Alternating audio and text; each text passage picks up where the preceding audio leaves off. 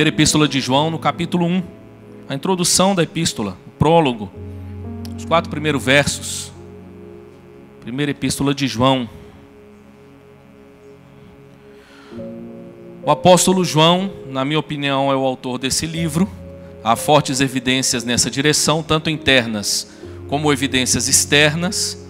João escreve essa epístola já mais maduro, e João endereça essa epístola, é uma das que nós chamamos cartas gerais. Ele escreve essa epístola de maneira geral a uma região, a igrejas, a congregações, ou seja, mais de uma igreja, falando acerca da vida, falando acerca da verdade, falando acerca do amor.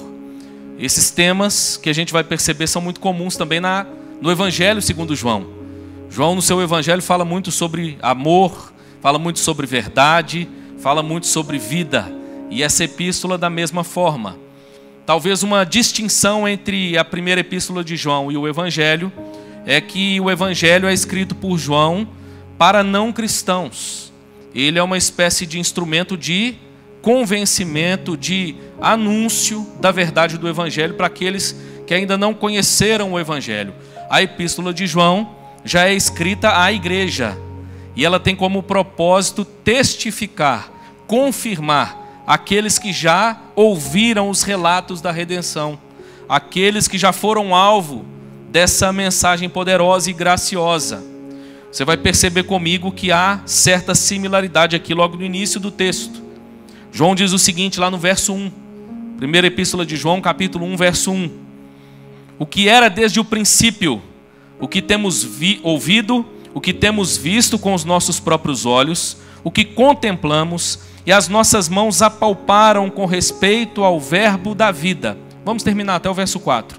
E a vida se manifestou, e nós a temos visto, e dela damos testemunho, e vô-la anunciamos, a vida eterna, a qual estava com o Pai, e nos foi manifestada. O que temos visto e ouvido anunciamos também a vós outros, para que vós igualmente mantenhais comunhão conosco. Ora, a nossa comunhão é com o Pai e com seu Filho Jesus Cristo. Estas coisas, pois, vos escrevemos, para que a nossa alegria seja completa. Essa bela epístola, então, irmãos, vem na direção de nos fazer meditar, pensar, relembrar acerca do sentido da vida. O sentido da vida é uma das grandes buscas do ser humano. O ser humano investiga, ele quer entender o sentido da vida. E para nós cristãos, quando nós falamos de relatos da redenção, nós estamos trazendo à memória a convicção que temos de que o homem foi criado por Deus num estado de perfeição, mas ele se rebelou contra Deus. Deus deu ao homem uma promessa de juízo, que no dia que ele desobedecesse, ele morreria. E nós vimos em Adão essa morte acontecer. Nós vemos ainda hoje essa morte na vida daqueles que perambulam mundo afora. Sobrevivência talvez seja a palavra que melhor descreve a existência humana à parte de Deus. A Bíblia vai nos dizer que Deus então já derramou do seu juízo de tal forma que Adão e com ele todos morreram, ainda que essa morte não tenha sido morte física de imediato. Essa morte é a morte espiritual, é separação de Deus. A vida humana então se torna na verdade um fardo. Esse fardo é descrito, por exemplo, com o suor do rosto para poder ganhar o seu pão. Esse fardo é descrito com a relação difícil entre marido e mulher, ao ponto da Bíblia dizer que o marido dominaria a sua esposa. Essa realidade é descrita, a sua dificuldade, os seus problemas, na maneira como a mulher agora com dores daria à luz. A Bíblia vai descrevendo então como essa vida se torna um fardo. Mas a beleza das Escrituras é que ela revela a nós que Deus proveu uma redenção para a humanidade. Essa redenção, então, ela tem o seu clímax no Evangelho. João escreveu o seu Evangelho e ele começa falando que no princípio era o Verbo, e o Verbo estava com Deus, e o Verbo era Deus. Ele começa falando sobre a criação, mas ele fala sobre a criação para mostrar que Cristo é o Deus Criador.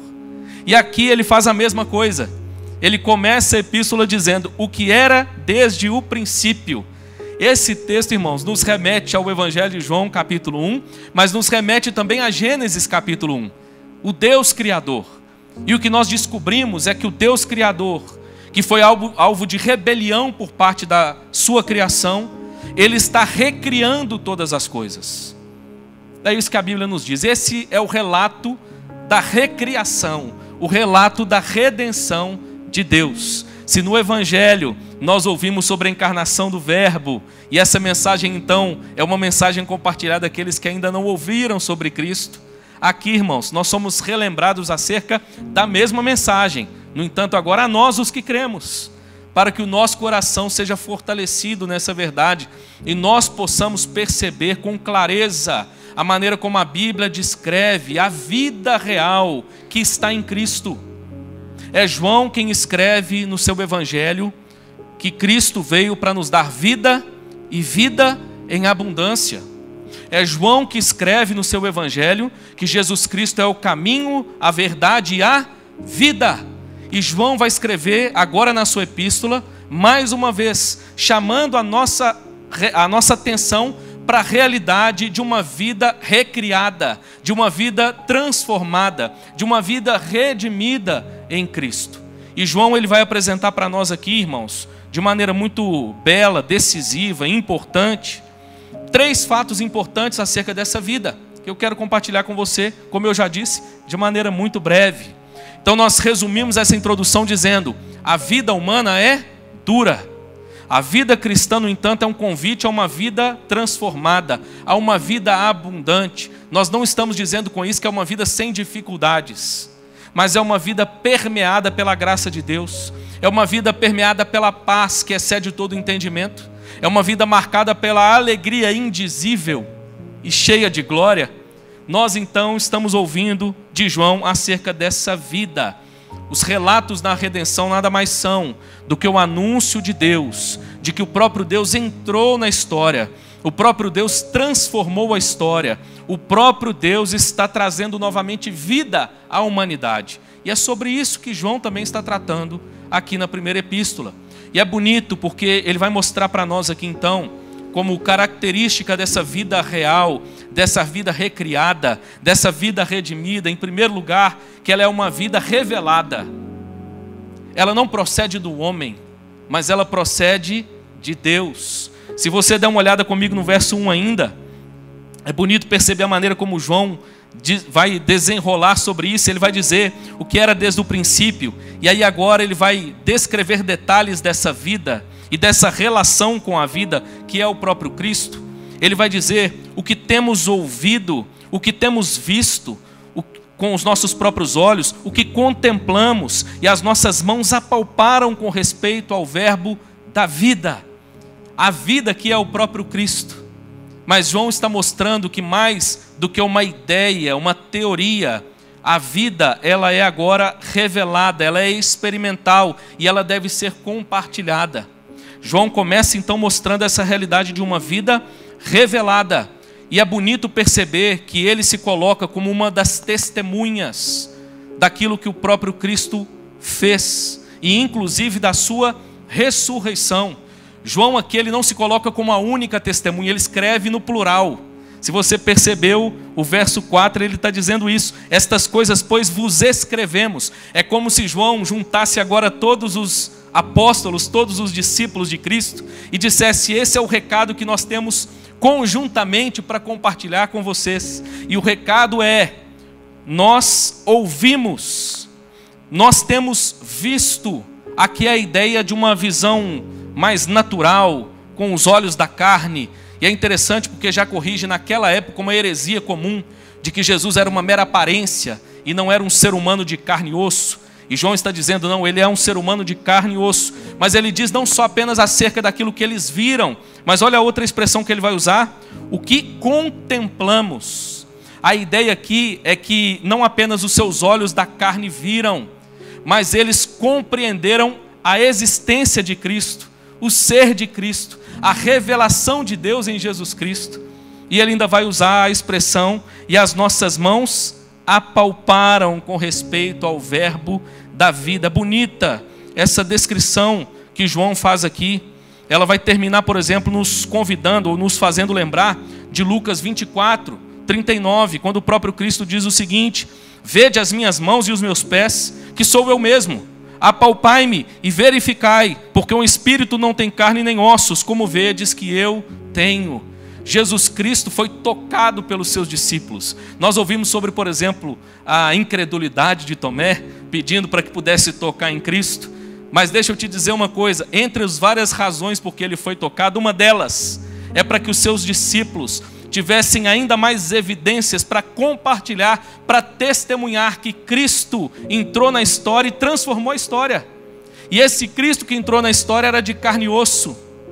Esse Cristo que entrou na história viveu entre nós. Esse Cristo que entrou na história foi visto, mas também foi contemplado. Perceba a ideia da revelação. Lembra de Pedro? Quando Jesus pergunta aos seus discípulos: quem dizem os homens que eu sou?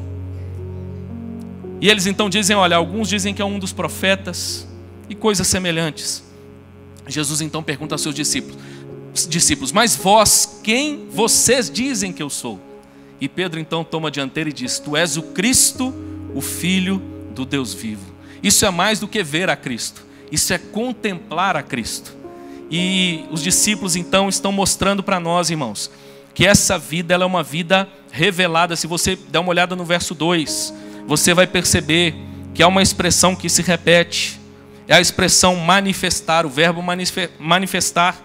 Ele vai dizer: e a vida se manifestou.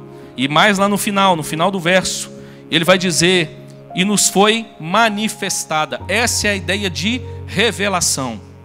O que eu quero dizer com isso? João está nos mostrando, irmãos, que o próprio Deus se revelou na sua criação, mas ele também se revelou não apenas na sua palavra, mas ele se revelou na própria encarnação do Verbo, na vida de Cristo.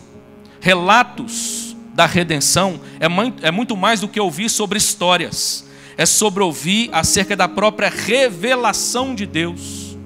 O Deus que se revelou na história, na face, na pessoa de Jesus Cristo. E quando nós então contemplamos o Deus revelado, encontramos graça, encontramos amor, encontramos paz, encontramos verdadeira redenção. Aqui nós somos convidados a perceber então que essa vida é revelada. Cristo é quem toma a iniciativa de se revelar. Mas a vida não é apenas revelada, essa vida também é experimentada.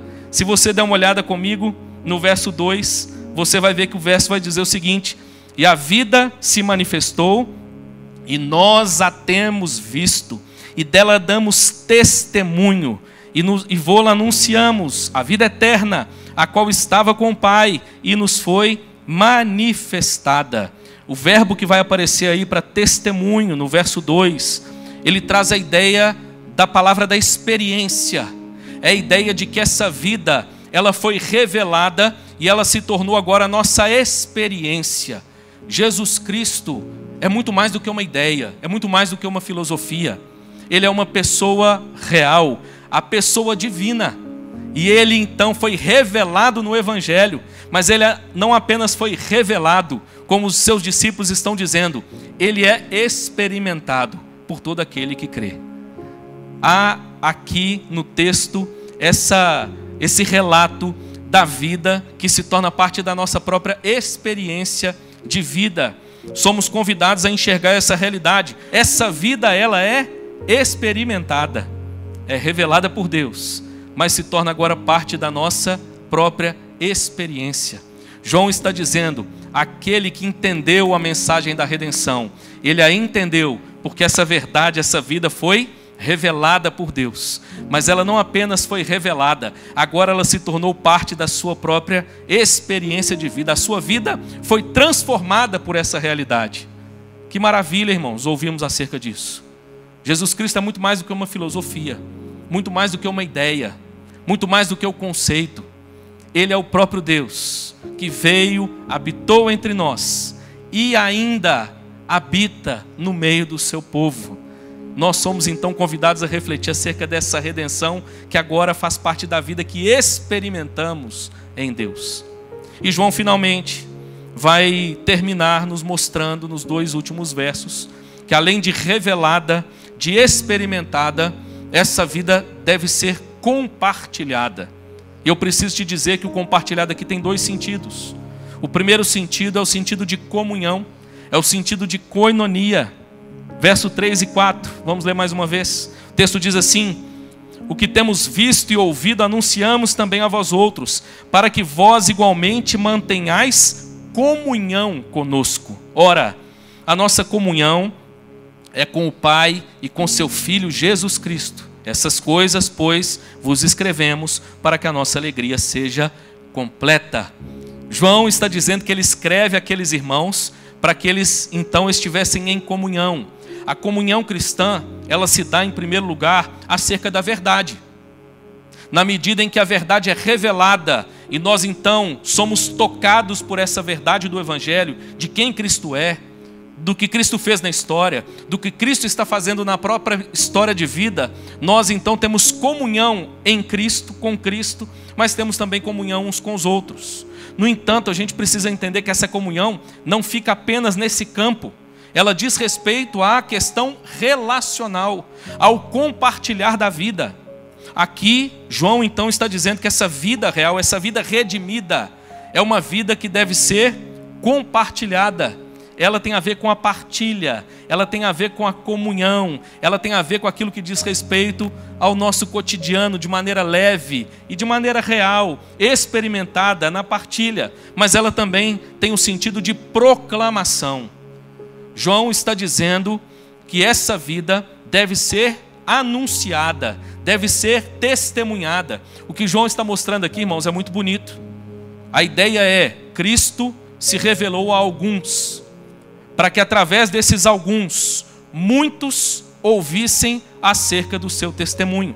E não apenas alguns apóstolos compartilharam com muitos discípulos, mas esses discípulos de segunda mão agora são convidados a testemunhar dessa redenção a outros, e assim por diante. Essa vida, ela é real na medida em que nós entendemos a sua dinâmica também como uma vida que não para em nós, mas que deve ser compartilhada. Como Jesus disse acerca da água, quando ele conversava com a mulher samaritana, ele disse que aquele que bebesse da água que ele tinha a dar, essa água não só mataria a sua sede, mas seria uma fonte a jorrar através dele para a vida eterna. A ideia de que essa água saciaria a sede de muitos outros. Essa vida então, finalmente, João está dizendo, irmãos, é uma vida que é compartilhada.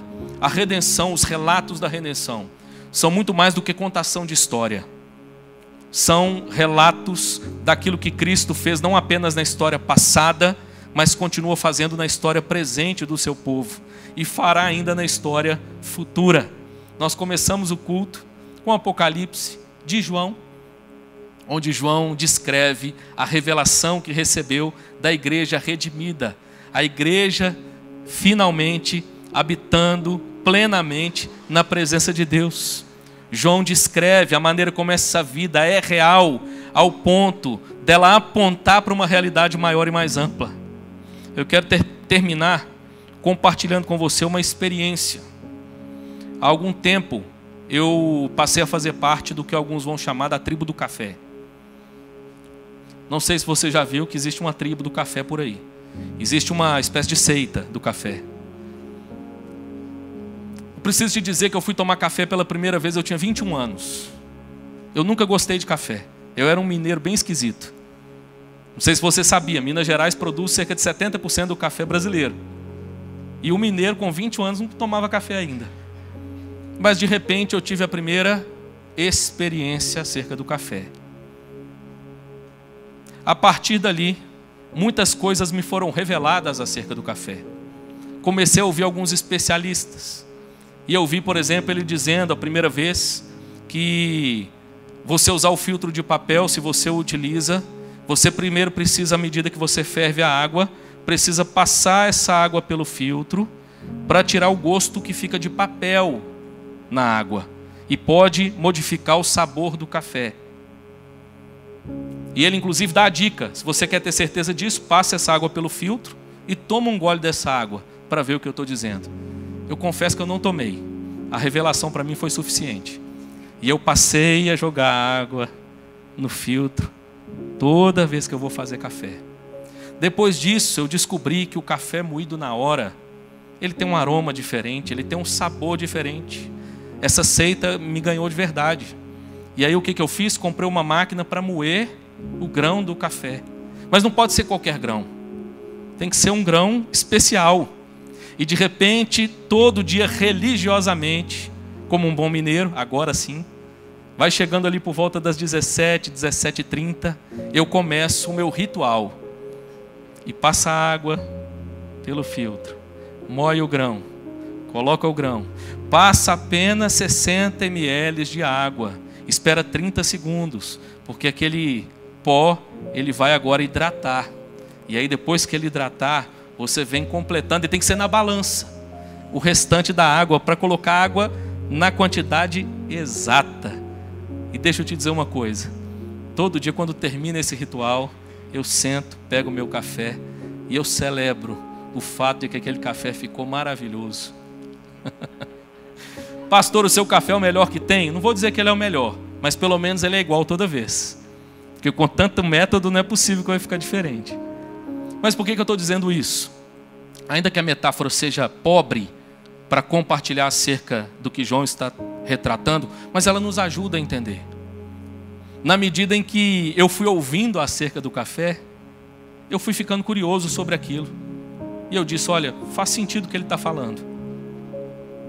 A segunda etapa, então, foi o experimentar o café. E na medida em que eu fui experimentando aqui uma mudança acolá, eu fui percebendo a transformação, percebendo que cada vez o processo se tornava mais puro, cada vez o processo se tornava mais saboroso. E hoje eu estou aqui como um discípulo da seita do café, compartilhando acerca dessa verdade. Talvez para alguns, enquanto me ouviam, a boca até salivou, de vontade de tomar café. Talvez você foi alcançado por essa revelação hoje.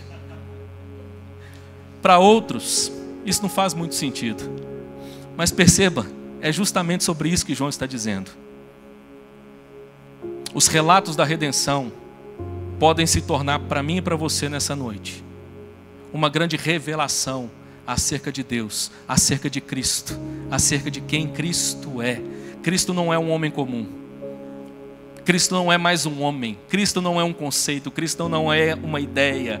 Cristo é o Deus encarnado que veio na história, morreu pelo seu povo, mas ressuscitou. A você que já experimentou de Cristo, que privilégio nós temos de sermos lembrados nessa noite acerca dos relatos da redenção. Mas quem sabe essa não é a noite de você experimentar acerca de Cristo. Se diante de tudo isso que você viu e ouviu, você inclusive de casa que nos acompanha, o seu coração ardia, o seu coração se alegrava com essa mensagem, esse pode ser um grande sinal de que isso te foi revelado nessa noite. E você agora é convidado pelo próprio Cristo a partir da revelação para a experiência. Mas a você que já é um cristão, João escreve para nós. E João está, na verdade, nos convidando a relembrar, irmãos, essa grande verdade. Deus se revelou a nós na história. Nós o experimentamos. O que compete a nós agora é compartilhar acerca dessa vida. Eu brinquei com a seita do café, mas eu quero te dizer que há algo que alegra muito mais o meu coração, que é compartilhar acerca da maneira como Cristo transformou a minha vida. Cristo transformou a minha história. Você se alegra nisso? João escreve com essa intenção. Ele termina o último verso dizendo, para que a nossa alegria seja completa. Mas talvez você ainda não experimentou isso. Essa é a oportunidade para que você torne os relatos da redenção, os relatos de como Cristo entrou na sua própria história pessoal de vida e transformou a sua vida, em nome de Jesus. Amém, meu irmão? Que Deus te abençoe, que Deus nos abençoe e que Ele nos capacite a experimentar cada dia mais dessa vida, a compartilhar cada dia mais dessa vida para a honra e glória do nome dEle mesmo.